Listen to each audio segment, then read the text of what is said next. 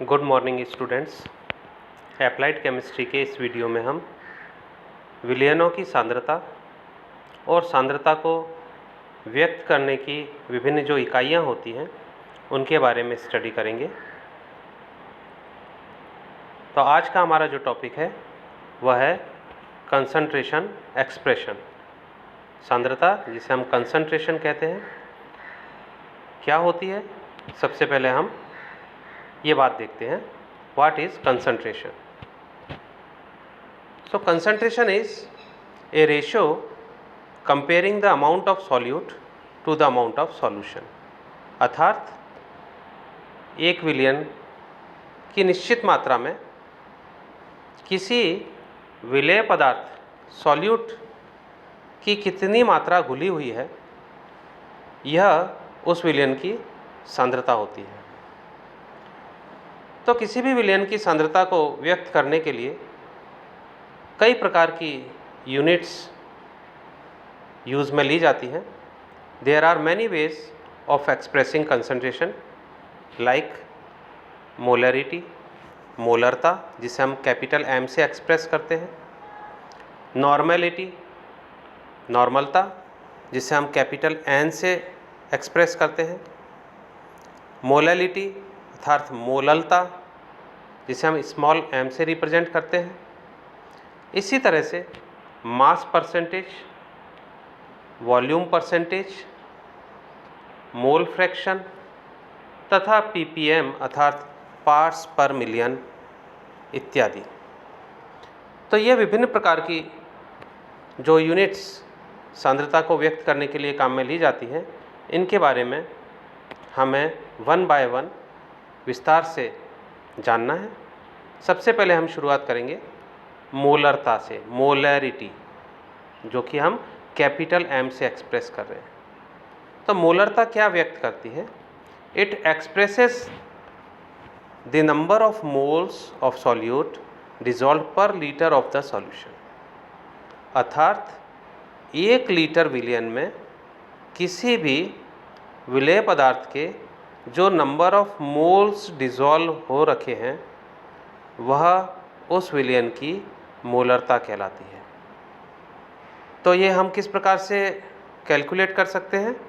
यहाँ हमको बताया गया है कि जो मोलरता होती है m, it is moles of solute upon litres of solution. अर्थात कुल कितने मोल सॉल्यूट के डिज़ोल्व किए गए हैं डिवाइडेड बाय कितना लीटर सॉल्यूशन तैयार किया गया है। तो इस प्रकार से 1 लीटर विलयन में घुले हुए विलेय पदार्थ के मोलों की संख्या हमें प्राप्त हो जाती है। now यहाँ ये बात ध्यान देने योग्य है कि मोल्स क्या होते हैं। What is moles? Number of moles जो होते हैं वह है गिवन वेट, अर्थात उस पदार्थ का जो द्रव्यमान है, भार है, जो कि ग्राम्स में हो सकता है, मिलीग्राम्स में हो सकता है।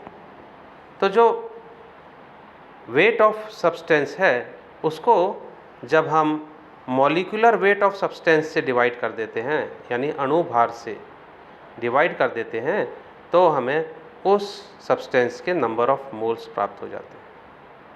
फॉर एग्ज़ाम्पल, हम अगर बात करें NaCl की, तो NaCl का जो 1 मोल होता है वह 58.5 ग्राम से बराबर होता है।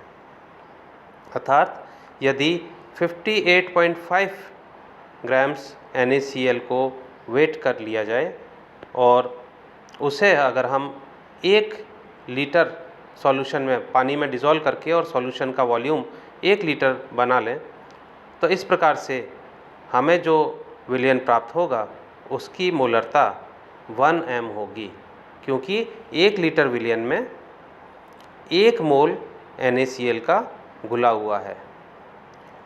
Now because volume is temperature dependent, ताप में बदलाव होने पर विलयन के आयतन में भी बदलाव होता है, इसलिए molarity can change with temperature, अर्थात मोलरता जो है वह भी ताप के साथ परिवर्तित होती है, क्योंकि यहाँ जो सॉल्यूट है वह पर लीटर सॉल्यूशन में लिया गया है, तो इसलिए मोलरता जो है वह टेम्परेचर डिपेंडेंट यूनिट है। आइए अब हम सांद्रता को व्यक्त करने की एक अन्य इकाई, जिसे हम मोललता कह रहे हैं, मोलैलिटी, जिसे हम स्मॉल m से डिनोट कर रहे हैं, उसके बारे में जानते हैं और ये समझने की कोशिश करते हैं कि मोलरता और मोललता में क्या अंतर है। तो जो मोललता होती है, it expresses the number of moles of solute dissolved पर केजी ऑफ द सॉल्वेंट। यहाँ हम देख पा रहे हैं कि दो तरह से ये डिफरेंट है मोलरता से। Molarity is different than molarity, क्योंकि यहाँ भी नंबर ऑफ मोल्स सॉल्यूट के जो डिजॉल्व है वो तो कहा जा रहा है, लेकिन पर केजी ऑफ द सॉल्वेंट कहा जा रहा है, ना कि सॉल्यूशन। और लीटर के स्थान पर यहाँ केजी लिया गया है, यानी द्रव्यमान लिया गया है सॉल्वेंट का। तो इस प्रकार से हम देखते हैं कि जो मोललता होती है small m, it is equals to mole of solute upon KG of solvent. तो दो डिफरेंस क्या हो गए कि लीटर के स्थान पर यहाँ पर केजी पर केजी लिया गया है, पर लीटर के स्थान पर केजी अर्थात द्रव्यमान लिया गया है, और विलयन का नहीं है, यहाँ किसका द्रव्यमान लिया गया है, सॉल्वेंट का। तो ये अंतर है मोलरिटी और मोलैलिटी में। Because both moles and mass do not change with temperature, hence molality unlike molarity is not temperature dependent.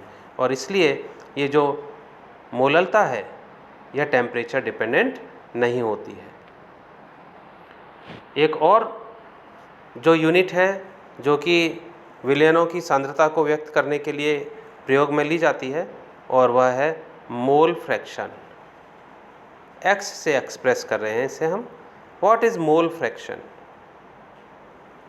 The ratio of number of moles of that component to the total number of moles of all components of the solution is called the mole fraction of that component। अर्थात एक विलयन में एक particular component के जो number of moles present हैं, उस moles को यदि उस सॉल्यूशन में उपस्थित सभी कंपोनेंट्स के टोटल मोल्स से डिवाइड कर दिया जाए, तो हमें उस कंपोनेंट की पर्टिकुलर मोल फ्रैक्शन या मोल भिन्न प्राप्त हो जाएगी। फॉर एग्ज़ाम्पल, एक सॉल्यूशन में कंपोनेंट A प्रेजेंट है, तो कंपोनेंट A का जो मोल फ्रैक्शन होगा XA, यह XA moles of A upon total moles in the solution के इक्वल या इक्विवेलेंट होगा। तो the sum of the moles fraction of all the component is always equal to unity. अर्थात उस सॉल्यूशन में जितने भी कंपोनेंट प्रेजेंट हैं, उन सब के जो मोल फ्रैक्शन 1 बाय 1 अगर हम निकालें, तो उन मोल फ्रैक्शंस का जो सम होगा, जोड़ होगा, वह ऑलवेज यूनिटी अर्थात 1 के बराबर होगा। तो इस प्रकार से हम ये देखते हैं कि सांद्रता को हम मोल फ्रैक्शन के रूप में भी व्यक्त कर सकते हैं। नेक्स्ट इकाई और बहुत फ्रिक्वेंटली यूज्ड जो है सांद्रता को व्यक्त करने की इकाई जो है, वह है नॉर्मलता, नॉर्मेलिटी, जिसे कैपिटल N से डिनोट किया जाता है। नॉर्मलता क्या होती है? देखें कि it expresses the number of gram equivalent of solute dissolved पर लीटर ऑफ द सॉल्यूशन। यहाँ पर भी मोलरता की तरह ही पर लीटर ऑफ द सॉल्यूशन लिया गया है, लेकिन यहाँ पर किसी भी सॉल्यूट का जो ग्राम इक्विवेलेंट, ग्राम तुल्यांकी भार घुला हुआ है, उसका प्रयोग किया गया है। व्हाट इज़ ग्राम इक्विवेलेंट, उसको हम आगे जानेंगे। यहाँ सबसे पहले हम नॉर्मलता के लिए जो फॉर्मूला हम काम में लेंगे वह देख लेते हैं कि normality N will be equals to number of gram equivalent of the solute upon litre of solution. अर्थात कुल कितने लीटर सॉल्यूशन हैं, वह और कुल कितने ग्राम तुल्यांकी भार सॉल्यूट का डिज़ोल्व है। ये अगर दो राशियां हमें प्राप्त हों तो हम किसी भी विलयन की नॉर्मलता ज्ञात कर सकते हैं by dividing number of gram equivalent of solute bye litres of the solution. और इस फॉर्मूले को हम इस प्रकार से भी व्यक्त कर सकते हैं कि normality is equal to given weight, अर्थात विलेय पदार्थ का जो द्रव्यमान विलयन में घोला गया है वह ग्राम्स में given weight upon equivalent weight, अर्थात उस सब्सटेंस का तुल्यांकी भार, multiplied by 1 upon volume of solution in litres. तो ये जो actually given weight upon equivalent weight करके हमने क्या निकाल दिया है, number of gram equivalent weight of the solute. Equivalent weight क्या होता है, तुल्यांकी भार क्या होता है, इसको जरा हम देखें कि व्हाट इज इक्विवेलेंट वेट। तो number of parts by weight of a substance which combine with 1 part by weight of replaceable hydrogen H+ ion और hydroxyl ion OH- ion is called equivalent weight of the substance. अर्थात किसी भी पदार्थ के parts by wait, भार भागों की वह संख्या जो कि रिप्लेसेबल हाइड्रोजन एटम के एक भार भाग या रिप्लेसेबल हाइड्रोक्सिल आयन के एक भार भाग से संयोग कर सकते हैं, वह उस सब्सटेंस की तुल्यांकी भार या इक्विवेलेंट वेट होता है।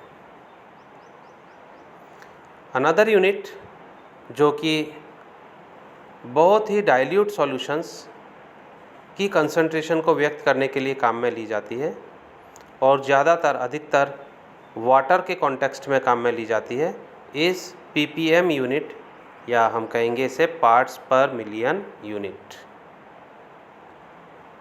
सो this is another way to express concentration. सांद्रता को व्यक्त करने का एक अलग तरीका है, particularly to those of very dilute solutions.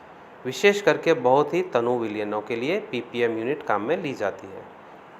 Like to express impurities in water, अर्थात पानी के अंदर उपस्थित इम्प्योरिटीज़ को व्यक्त करने के लिए भी ppm यूनिट जो है वो प्रयोग में ली जाती है। ppm denotes the amount of given substance in A total amount of 10 to the power 6 means 10 lakh parts of A solution. अर्थात 1 लाख भार भाग जो सॉल्यूशन है उसके अंदर मौजूद किसी गिवन सब्सटेंस के भार भागों की संख्या जो है वह ppm में सांद्रता होती है। लाइक 1 मिलीग्राम पर लीटर और 1 मिलीग्राम पर kg is also 1 part in 10 to the power 6। इसलिए ppm यूनिट को हम मिलीग्राम पर लीटर भी कह देते हैं, mg पर litre is equals to ppm also. Hence ppm unit will be mass of A in solution, means जो सॉल्यूट है उसका कितना द्रव्यमान सॉल्यूशन में है, upon total volume of solution multiplied by 10 to the power 6। तो इस तरह से हम 10 to the power 6 पार्ट्स के अंदर मौजूद उस सॉल्यूट की मात्रा जो है वह ppm में व्यक्त कर देते हैं। यहाँ एक अन्य यूनिट उसका हम जिक्र करेंगे and it is mass percentage.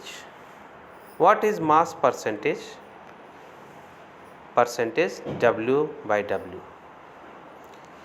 ये जो परसेंटेज एक्सप्रेशन है, परसेंटेज के फॉर्म में जब सांद्रता को व्यक्त किया जाता है, is an expression of parts of solute पर 100 पार्ट्स ऑफ द सॉल्यूशन। तो वह सॉल्यूशन के 100 पार्ट्स में मौजूद उस कंपोनेंट या उस सॉल्यूट के मात्रा को व्यक्त करता है।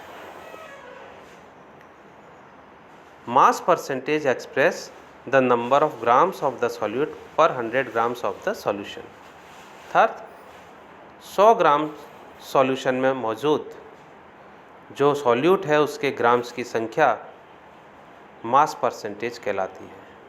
यहाँ एक एग्जाम्पल से आपको बताया गया है कि 10% W/W aqueous crystalline solution means 10 grams of crystalline is dissolved in water to make over 100 grams of the solution। अर्थात 10% मास परसेंटेज का जो ग्लिसरीन का सॉल्यूशन है, इसका मतलब ये होता है कि 10 ग्राम जो ग्लिसरीन है उसको पानी में डिज़ोल्व करके और टोटल सॉल्यूशन को 100 ग्राम बना लिया गया है। अर्थात कुल 100 ग्राम सॉल्यूशन में 10 ग्राम के बराबर ग्लिसरीन मौजूद है। सो मास परसेंटेज ऑफ जो ए होता है, सॉल्यूट होता है, वह mass of A in solution upon total mass of solution multiply by 100 से व्यक्त किया जा सकता है। एक और एग्जांपल यहाँ बताया गया है कि determine the mass percentage of hexane in A solution containing 11 gram of butane in 110 gram of hexane. अर्थात यदि 110 ग्राम हेक्सेन के अंदर 11 ग्राम ब्यूटीन जो है वह मिली हुई है, तो हेक्सेन का मास परसेंटेज बताइए। तो इस मास परसेंटेज को निकाला जा सकता है। मास परसेंटेज ऑफ हेक्सेन जो हो जाएगा वह mass of that component upon total mass into 100 हो जाएगा। तो जो हेक्सेन है उसका जो मास बताया गया है वह कितना है, 110 ग्राम। यहाँ पर हम देख रहे हैं कि जो हेक्सेन है उसका द्रव्यमान 110 ग्राम बताया गया है। तो जो मास ऑफ हेक्सेन है वह 110 ग्राम है और टोटल मास जो है वह 110 ग्राम प्लस 11 ग्राम ब्यूटीन का हो गया। तो इस प्रकार से हमने इसका जो मास परसेंटेज मल्टीप्लाई बाय 100, तो इस प्रकार से हमने जो इसका मास परसेंटेज निकाल दिया वह आ गया 91%। अर्थात हेक्सेन का मास परसेंटेज इस सॉल्यूशन में 91% है। एक अन्य इकाई इसी तरह से परसेंटेज के फॉर्म में जो है वह वॉल्यूम परसेंटेज भी काम में ली जाती है, परसेंटेज V/V। यहाँ पर हम भार के स्थान पर आयतन का प्रयोग करते हैं, वॉल्यूम का प्रयोग करते हैं।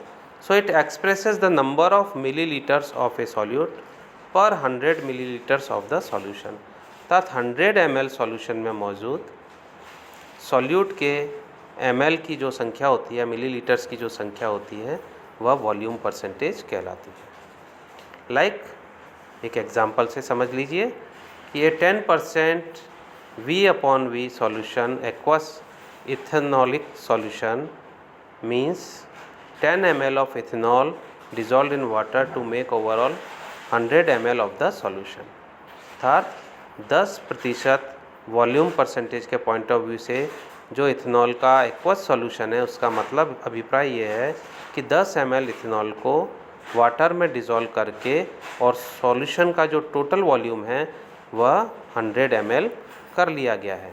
तो इस प्रकार से वॉल्यूम परसेंटेज जो है वह भी एक यूनिट है जो कि सांद्रता को व्यक्त करने के लिए प्रयोग में ली जाती है। तो आज के इस वीडियो में हम विलयनों की सांद्रताओं को किस प्रकार से अलग अलग फॉर्म में अलग अलग इकाइयों से व्यक्त किया जाता है इसके बारे में विस्तार से जानकारी प्राप्त की। धन्यवाद।